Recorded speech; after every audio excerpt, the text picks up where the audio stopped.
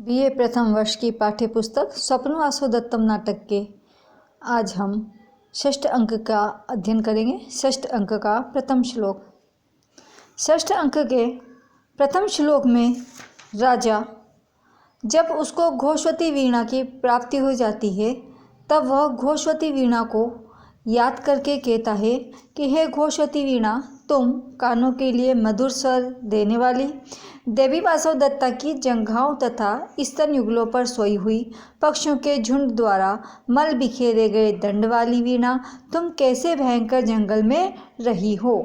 तो वीणा प्राप्त हो जाने के पश्चात राजा कहता है, श्रुति सुख निनदे, कानों को मधुर स्वर देने वाली, कथमनु कैसे तुम, कहाँ तो देवी के स्तन युगलों और जगन स्थलों पर सुप्ता सोया करती थी, और अब कहाँ तुम विहग गण रजो विकीर्ण दंडा, विहग गण पक्षियों के झुंडों की रजो बीट से विकीर्ण भरे हुए दंड वाली, प्रतिभयम भयंकर अद्युषा अरण्यवासम जंगल में वास करती रही।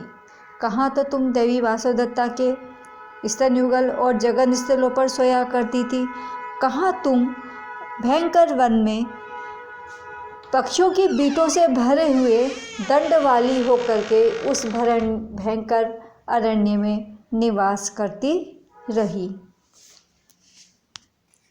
राजा और भी घोषवती वीणा को संबोधित करके कह रहा है कि तुम अस्निग्ध हो, तुम स्नेह रहित हो, क्योंकि तुम उस बेचारी वासवदत्ता का स्मरण नहीं कर रही हो जो तुमको श्रोणी समुद्वहन, अपने श्रोणी अर्थात जगन स्थल पर तुम्हें वहन किया करती थी, जगन स्थल पर तुम्हें समुद्वहन धारण करती थी, पाशरों अपनी बगलों में निपीड़ितानी तुम्हें दबा लेती थी, दोनों पृष्ठभागों में तुम्हें दबा लेती थी, खेद और थक जाने पर स्तन अंतर दोनों स्तनों के मध्य सुखपूर्वक तुम्हारा उपगुहितानी आलिंगन किया करती थी।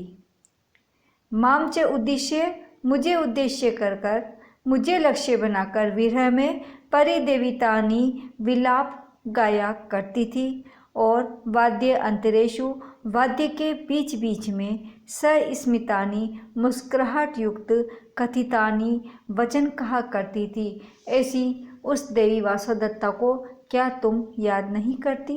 हे घोषवती वीणा, तुम उस देवी वासवदत्ता को याद नहीं करती जो तुम्हें अपने जगन स्तनों पर धारण करती थी, अपने पार्श्व भागों में तुम्हें आलिंगन किया करती थी, थक जाने पर स्तनों के मध्य सुखपूर्वक तुम्हारा आलिंगन किया करती थी, और विरह काल में मुझे उद्देश्य बना करके विलाप गाया करती थी, और वाद्यों के बीच बीच में मुस्कुराहट युक्त कथन कहा करती थी। या ऐसी वासवदत्ता तुम्हें याद नहीं आ रही? राजा कहता है विदूषक से, विदूषक चिर प्रसुप्त कामों में वीणया प्रतिबोधितः ताम तु देवीं न पश्यामि यस्या घोषवती पीड़या। चिर प्रसुप्त, चिरकाल से सोए हुए काम, मेरे काम भावना को, मेरी अनुराग भावना को वीणया, इस वीणा घोषवती वीणा के द्वारा प्रतिबोधित जगा दिया गया। चिरकाल से सोए हुए मेरे प्रेम को इस घोषवती वीणा के द्वारा प्रतिबोधित जगा दिया गया। ताम तु देवीं न पश्यामि, लेकिन मैं उस देवी को नहीं देख पा रहा हूँ जिसको यह घोषवती वीणा दिया थी। ये घोषवती वीणा तो दिखाई दे रही है, लेकिन वह देवी नहीं दिखाई दे रही जिसको यह घोषवती वीणा अत्यंत प्रिय थी।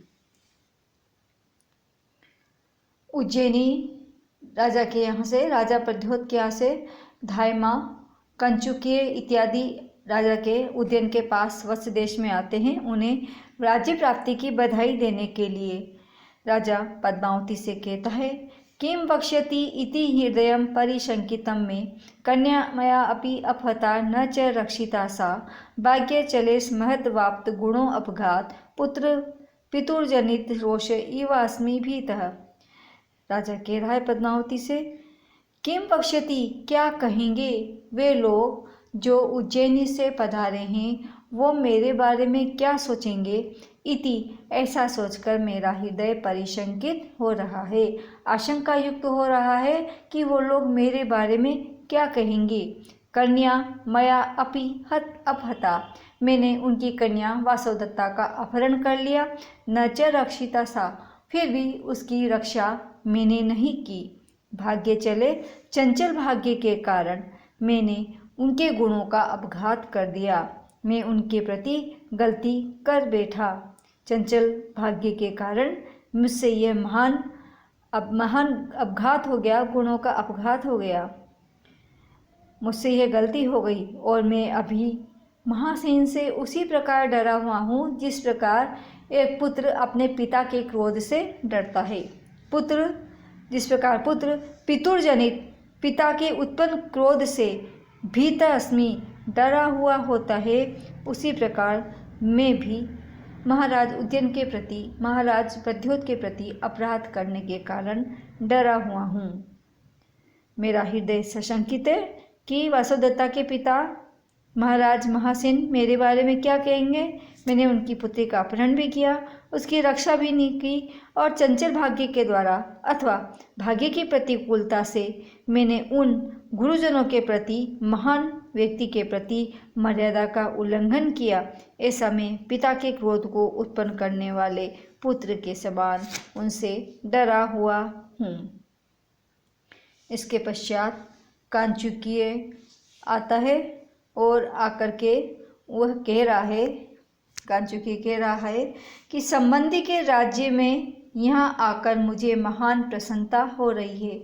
ये जो उद्यन है हमारे संबंधी हो गए हैं, ये हमारी पुत्री के पति हैं, अतः हमारे दामाद हुए। तो संबंधी के राज्य में ऐत्य आकर मुझे महान प्रहर्ष हो रहा है।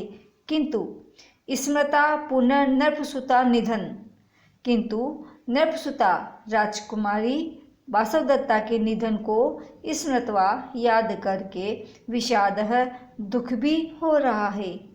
किम नामदेव, हे देव, भवता न कृतम यदि स्यात् राज्यम परे अपहतम कुशलम च देव्या।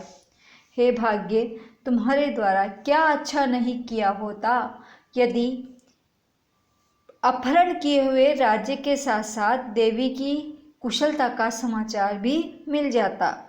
भवता आपके द्वारा, राज्यम परे अपहतम, परे शत्रुओं के द्वारा अपहरण किए गए राज्य के साथ साथ कुशलम च देव्या, देवी वासवदत्ता की कुशलता का समाचार भी मिल जाता।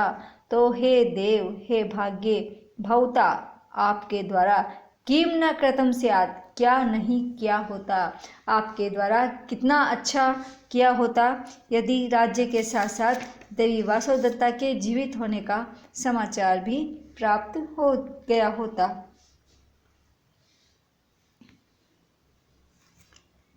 पृथ्व्याम राज्यवंशानाम उदय अस्तमय प्रभु अपि राजा सकुशली मया कांक्षित बांधव।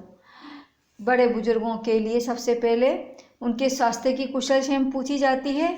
इसी भारतीय परंपरा का अनुसरण करते हुए यहाँ पर राजा उदयन, धात्री, कांचुकीय इत्यादि से महाराज महासेन की, महाराज प्रद्योत की कुशलता का समाचार पूछते हैं कि पृथ्व्याम राजवंशा नाम, पृथ्वी के जितने भी राजवंश हैं उनकी उदयम उन्नति करने वाले, अस्तमय और उनका अस्त करने वाले में या उनका उदय और अवनति करने में प्रभु समर्थ, ऐसे राजा प्रद्योत कुशलीम कुशलता से तो हैं, मया कांक्षित बांधव, मेरे द्वारा बांधव रूप में चाहे गए, मेरे द्वारा बंधु रूप में चाहे गए ऐसे राजा प्रद्योत कुशलता से तो हैं जो पृथ्वी के राजवंशों की उन्नति और अवनति करने में समर्थ है।